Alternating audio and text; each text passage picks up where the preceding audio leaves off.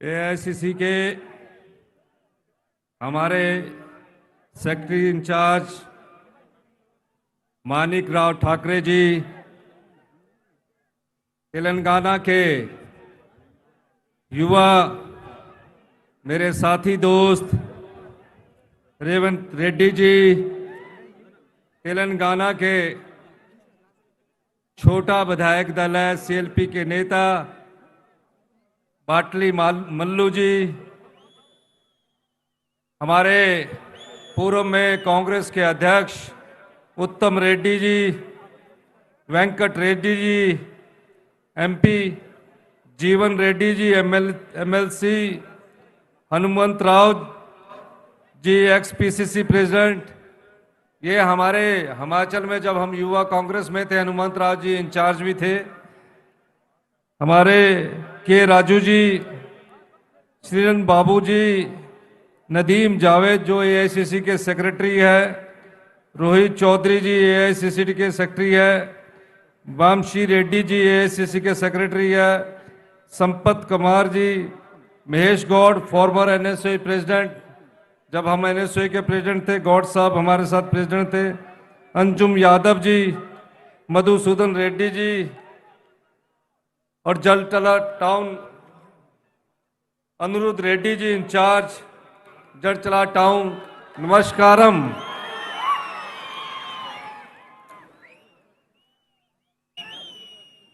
तेलंगाना के लोगों ने 70 साल पहले एक संघर्ष किया। 70 साल की लंबी लड़ाई। जब आपके बुजुर्ग लड़ रहे थे, आपने कभी जीवन में ये कल्पना भी नहीं की होगी कि हमारा एक अलग राज्य का अस्तित्व में होगा।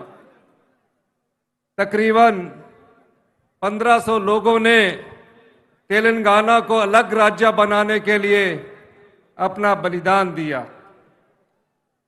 संघर्ष करते करते जब 2014 आया, यहाँ के 13 एमपी और तेलंगाना के लोगों ने श्रीमती सोनिया गांधी जी से अनुरोध किया। देश के प्रधानमंत्री डॉक्टर मनमोहन सिंह जी हुआ करते थे। उन्होंने कहा कि हमारे पिता दादा तेलंगाना को अलग राज्य के लिए लड़ाई लड़ रहे हैं।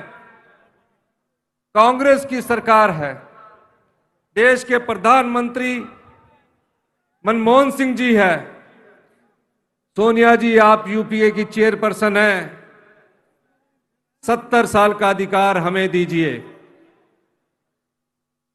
ना आपको रोजगार मिलता था, ना भागीदारी मिलती थी। जब मैं यहां आ रहा था, सुबह 4 बजे मुझे राहुल गांधी जी का फोन आया। उन्होंने कहा कि आप तेलंगाना जा रहे हैं और मेरी सोनिया जी से बात हुई है। आपने तेलंगाना के राज्य को यह कहना है कि हिमाचल प्रदेश में जो हमने कहा वो हमने किया। लेकिन मैं आपको एक बात बताना चाहता हूं, जिस संघर्ष को आपने पाया, जिस संघर्ष के लिए 1500 लोगों ने बलिदान दिया, दर 70 साल तक आप लड़ाई लड़ते रहे, उस राज्य को अस्तित्व में लाने का श्रेय किसी एक को जाता है तो श्रीमती सोनिया गांधी या श्री राहुल गांधी की सोच है। विडंबना देखिए, कांग्रेस पार्टी की केंद्र में सरकार है। राज्य बनाने के लिए हमारे 13 सांसद सदस्य एमपी देश के प्रधानमंत्री मनमोहन सिंह जी को मिलते हैं। पार्टी के प्रदेशाध्यक्ष, दूसरी तरफ आंध्र प्रदेश में कांग्रेस की सरकार है और कांग्रेस पार्टी ने इस बात की परवाह नहीं की कि हमारी सरकार गई, सत्ता गई, लेकिन तेलंगाना का राज्य को अलग राज्य का दर्जा श्रीमती सोनिया गांधी ने दिलाकर ही दम लिया। आज बेशक आंध्र प्रदेश और तेलंगाना दोनों जगह हमारे सरकारें नहीं है, और उस राज्य में तो आंध्र प्रदेश में हमारा खाता भी नहीं खुल सका। यहां भी हम बहुत कम संख्या में रह गए हैं।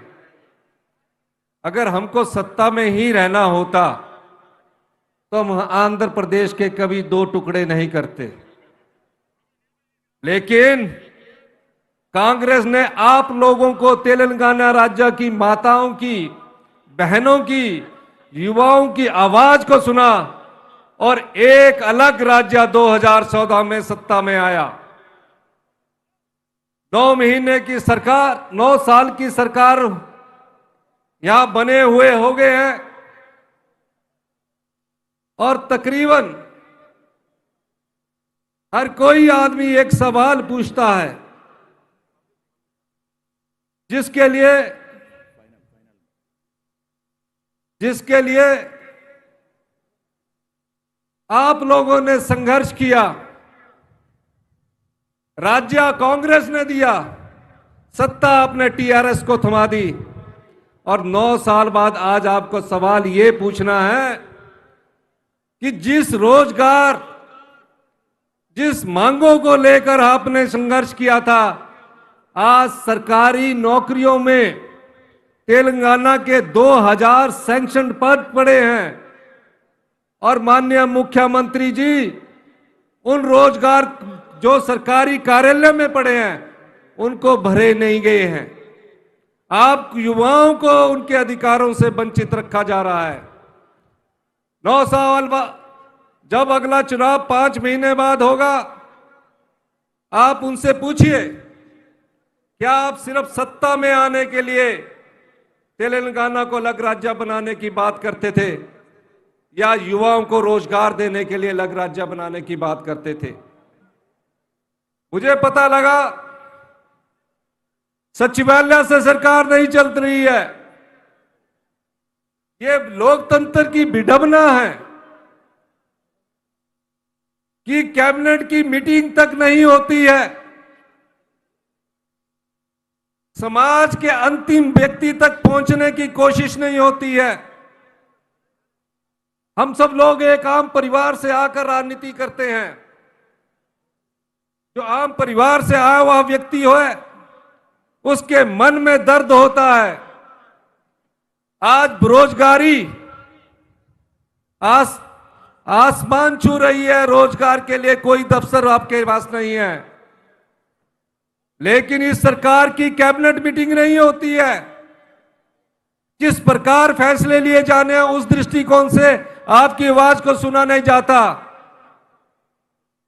हम हिमाचल में आए, हमने लोगों से कहा हम घोषणा पत्र तो बनाते हैं, लेकिन हम हिमाचल के लोगों को रोजगार की गारंटी के साथ हम आए। हमने कहा जितने भी सरकारी कर्मचारी है, अधिकारी है, जो भी तेलंगाना में सरकारी कर्मचारी है या अधिकारी है, जिसने तेलंगाना के संघर्ष की लड़ाई लड़ी, जिसने विकास की गाथा तेलंगाना की लिखी, वो 30 साल मेहनत करता है, सुबह 10 बजे कार्यालय में आता है, विकास के लिए अपनी कलम से सड़क का, स्कूल का 5 बजे तक कार्य करता है। हमने उन 1,36,000 को हिमाचल में सामाजिक दृष्टिकोण अपनाते हुए और मानवीय दृष्टिकोण अपनाते हुए उन्हें ओल्ड पेंशन स्कीम के तहत लाया। मैं अभी रेवंत रेड्डी जी से बात कर रहा था, मल्लू जी से बात कर रहा था। मैंने कहा, दोनों ने हमें कहा, और हमारे इंचार्ज मानिकराव ठाकरे जी ने कहा कि सरकारी कर्मचारी जो अधिकारी होते हैं, अगर वो होते हैं तभी तो विकास होता है। जब वो रिटायर हो जाएंगे तब उन्हें क्या मिलना चाहिए? इकट्ठा पैसा खर्च हो जाता है। तो अभी बात करके उनसे पता लगा कि हम आने वाले समय में जिस प्रकार हिमाचल प्रदेश में ओबीएस को लागू किया था, तेलंगाना के सरकारी कर्मचारी और अधिकारियों के लिए तेलंगाना सरकार ओपीएस लागू करेगी। ये कमिटमेंट है। आज के 2 दिन बाद हमारी आभार रैली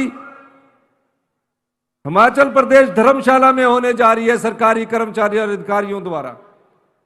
क्यों कमिटमेंट है ये? हम अर्थनीति नहीं देख रहे, हम सामाजिक और मानवीय दृष्टिकोण में देख रहे हैं।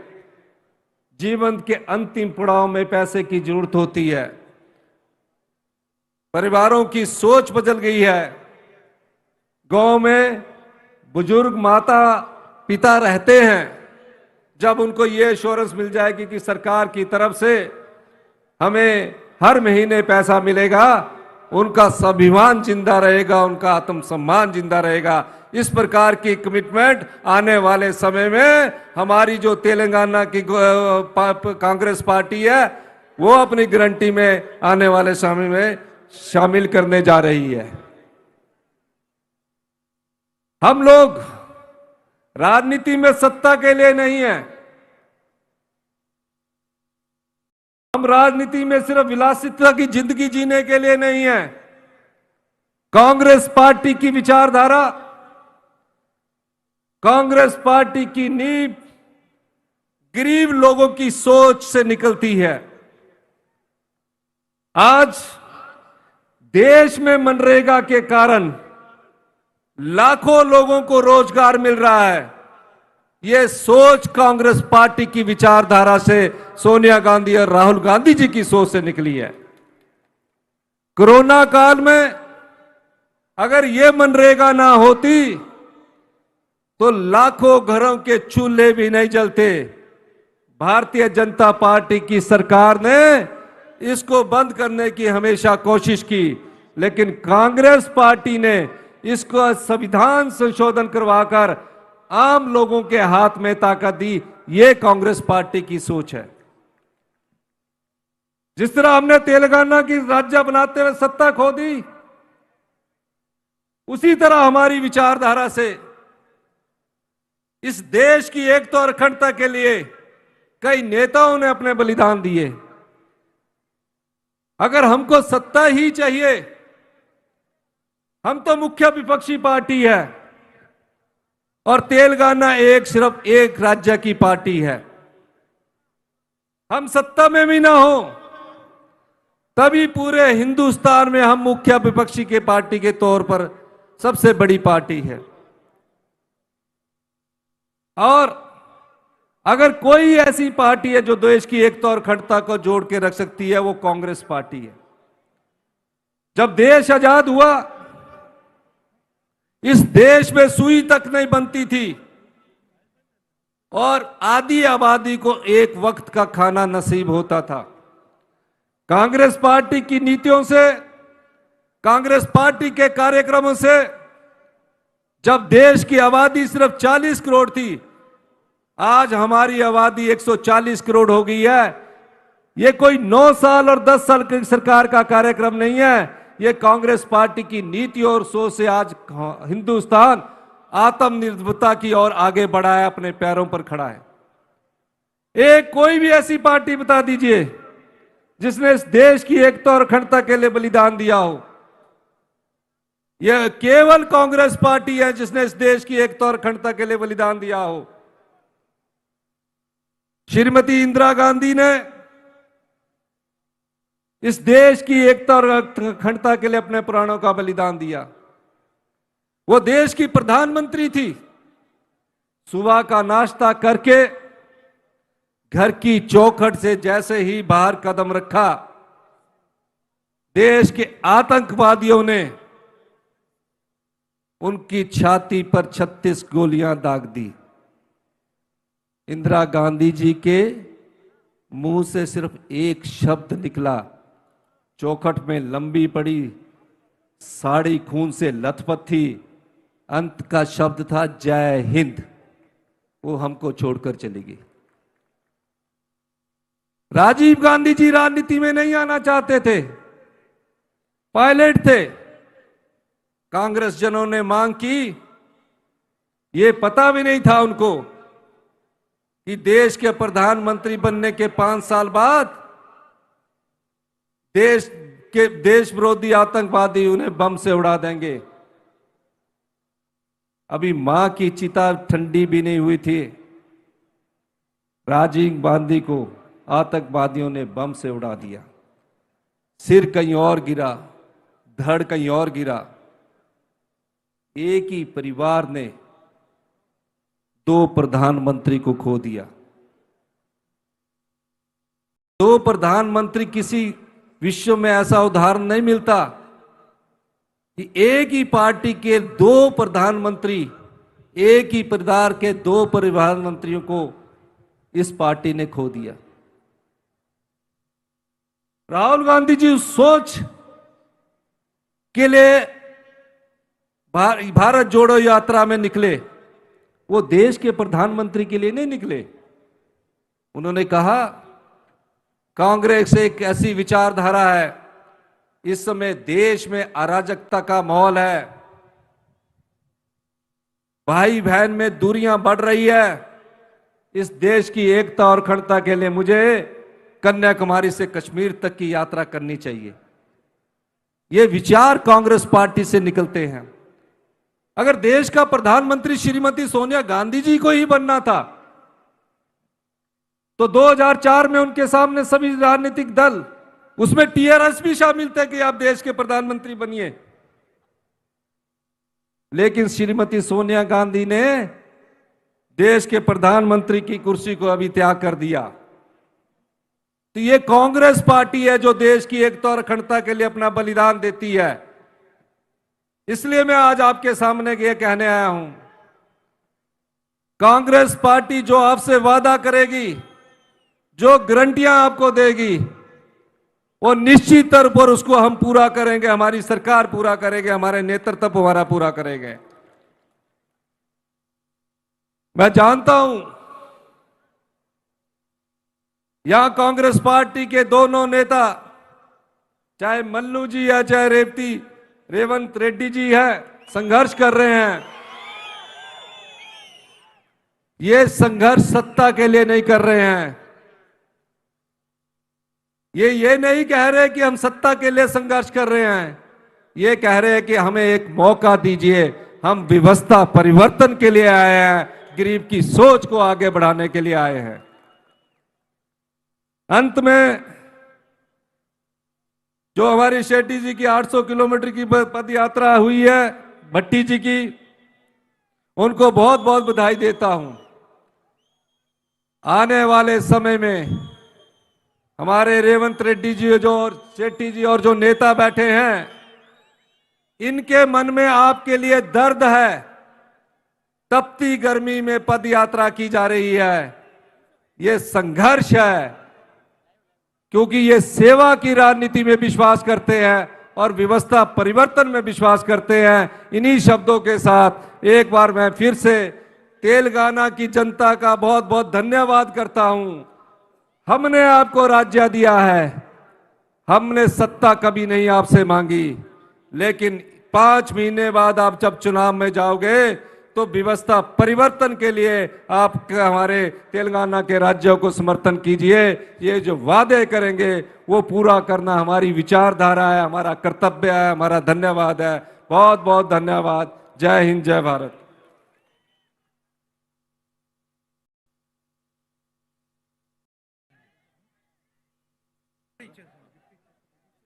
ఇప్పుడు గత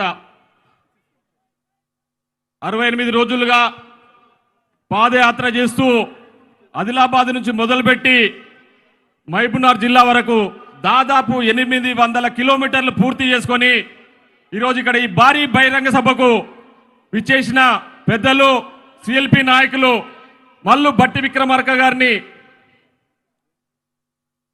మాట్లాడడానికి ఆహ్వానిస్తా ఉన్నాం. ఈ పాలకులు చేస్తుంటే కాంగ్రెస్ కన్న కలలు ఎన్నడూ తీరుతాయి.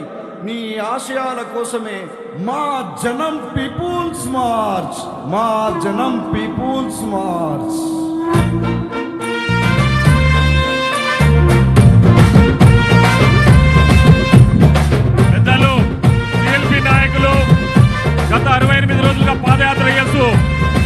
మామూనార్కు మన 16వ తారీఖు దారిలో రావడం జరిగింది. ఆ రోజు ఈ రోజు వరకు పాదయాత్ర చేస్తూ ఈ రోజు ఈ బహిరంగ సభకు వచ్చేసిన పెద్దలు దారిలో